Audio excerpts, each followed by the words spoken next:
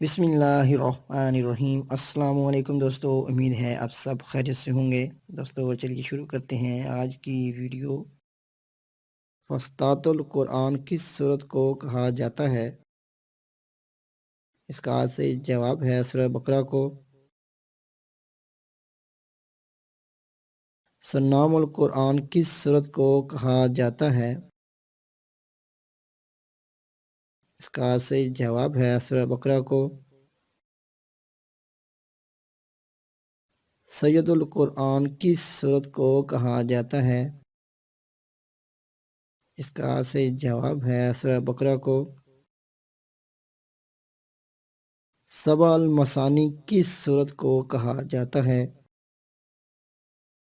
اس کا صحیح جواب ہے سورہ فاتحہ کو۔ مسجد قباء کا دوسرا نام کیا ہے؟ اس کا صحیح جواب ہے مسجد تقویٰ۔